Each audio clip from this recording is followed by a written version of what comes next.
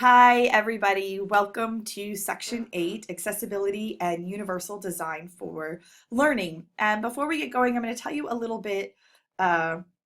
going to tell you a little story. So this summer, I took the blended learning course and was planning to actually take dance and history into a blended space. And it was in danger of being canceled for low enrollment.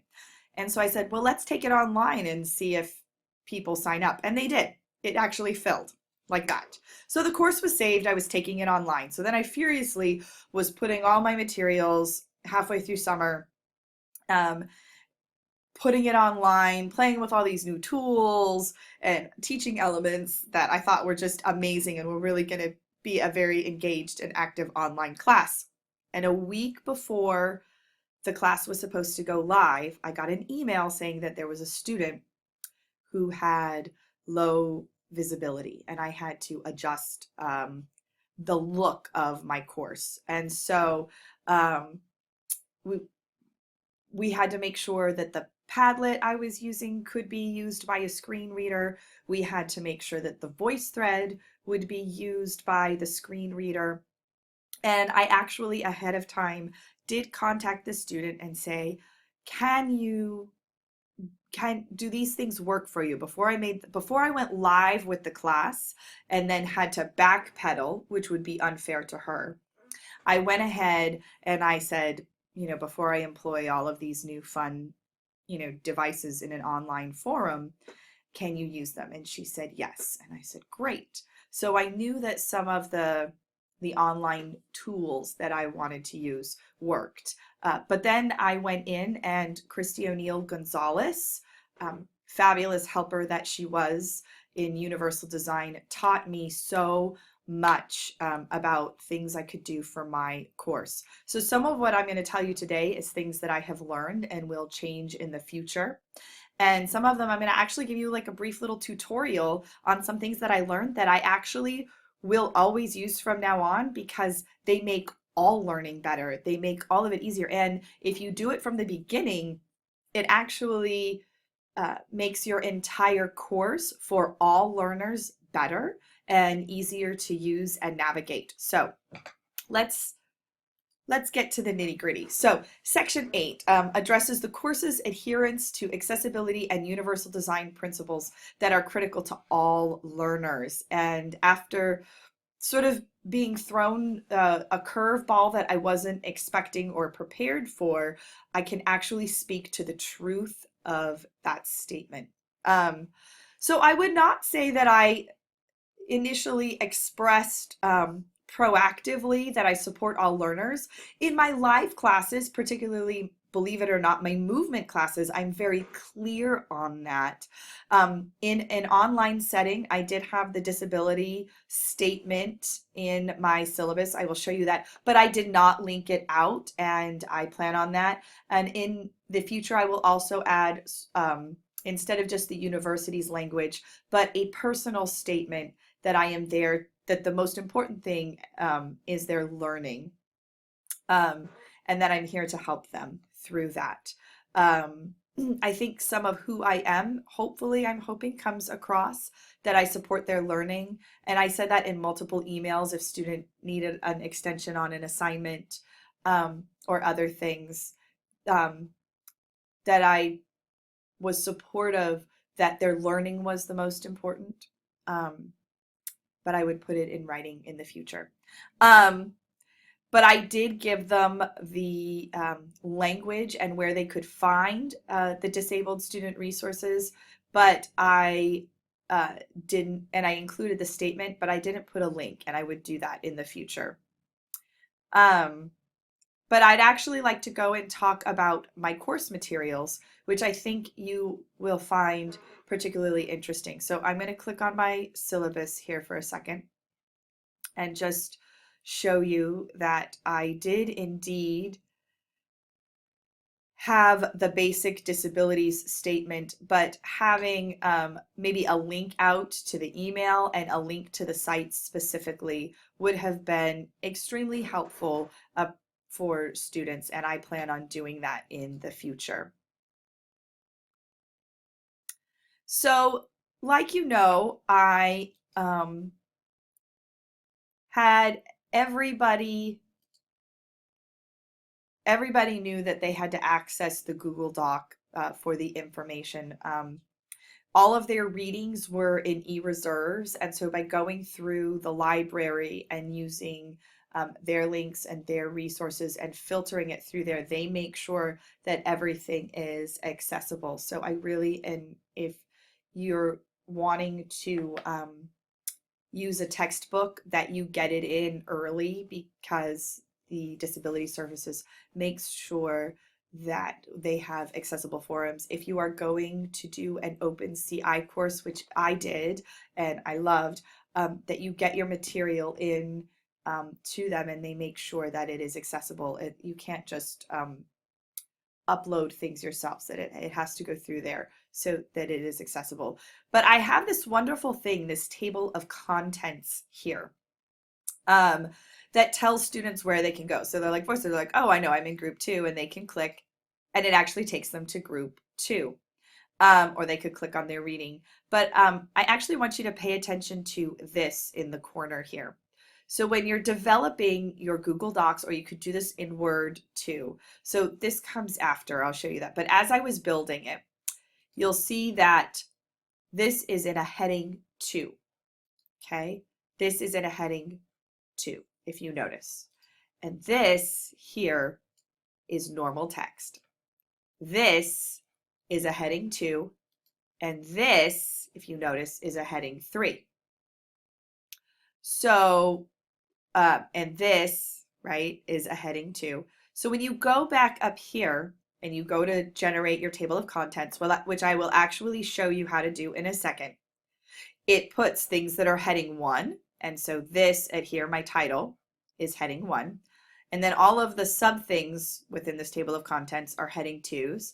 This is heading 3. Normal text doesn't show up in the table of contents. Heading 1, heading 1, heading 1. So let's go and practice this here. Okay. So here I go ahead and I put in heading 2, and I say this is a practice heading.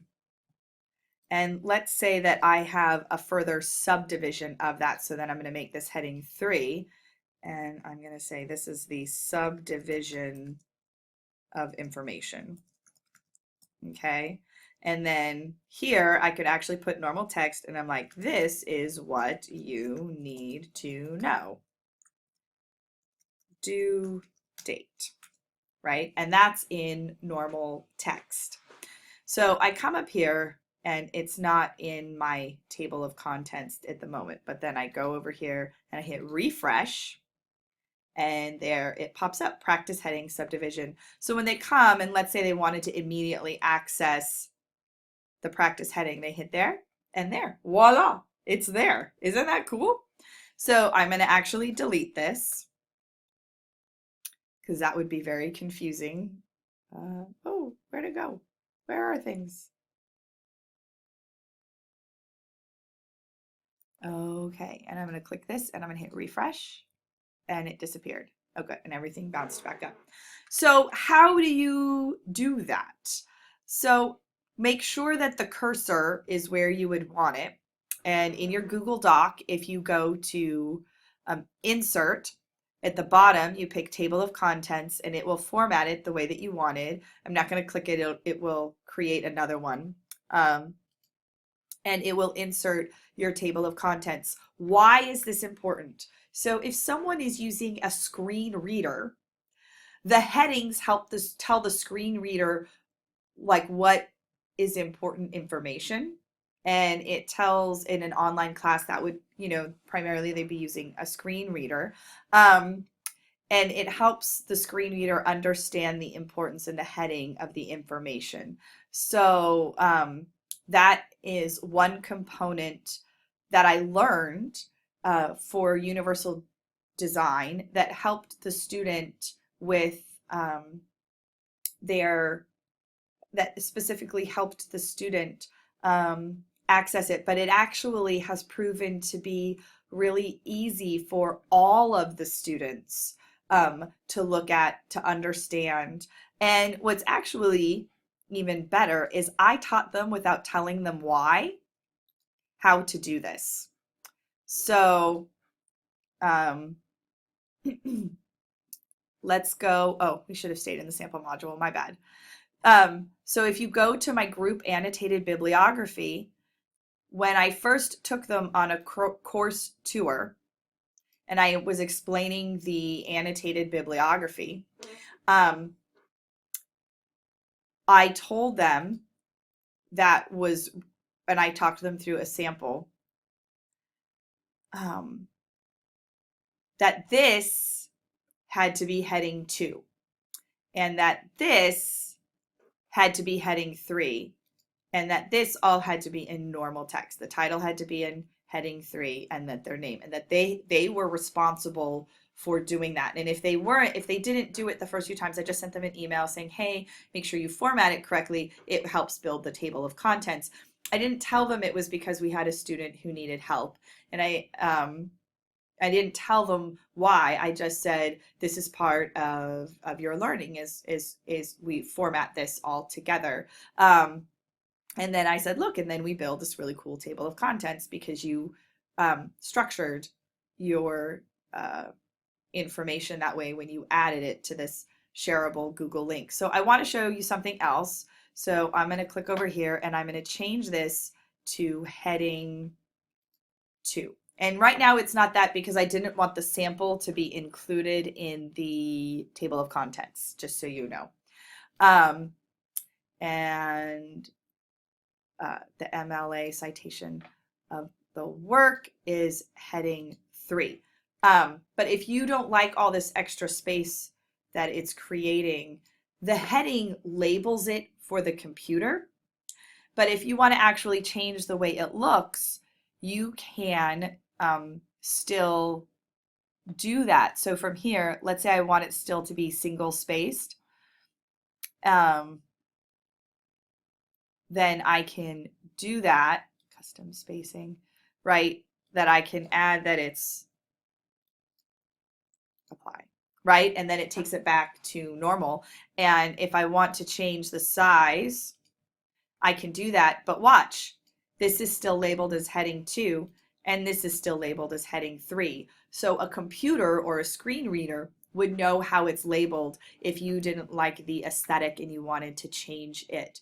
So that was one way that I really applied universal design to my learning, was just the structuring of information. And then by placing everything in e-reserves, it was accessible to all learners and necessary. The other thing is color contrast. So if you go into the specific tools that are available, that we use the color contrast coordinator if you go into teaching, learning, innovations, just so that this is easy to read. Sometimes you put things where the colors are close together. It makes it very difficult to jump off the page to visually impaired people. And let's just face it, all of us. How many of us have struggled at a presentation or somewhere like squinting because they used white font on a yellow background and you couldn't see it? So just taking the time to make sure that your materials are legible, and there is a tool that can help you do it, and it's called the Color Contrast Coordinator, and you can download it. Oh, here, I have it. So it's here. So I take the dropper, right, and oh, where'd it go? And I pick a section, so the orange. Okay. Well, that is the color contrast coordinator, and I have to update it, I think, at the moment. But it does allow you to drop your foreground color against your background color, and it tells you if it's a good fit or not and how you should adjust it. And it's a really amazing tool. And after having to apply universal design to my course, specifically for a person with a visual impairment, I learned I learned how to make my course more accessible and things I would do in the future. But I also will not go backwards on some of the formatting and structuring that would benefit all learners, not just people with visual impairment. It made everything very clear and concise for my learners. So I hope that this helped you guys, and the mini tutorial of how to do that in a Google Doc specifically. And thank you for looking at my Section 8 Universal Design and Accessibility.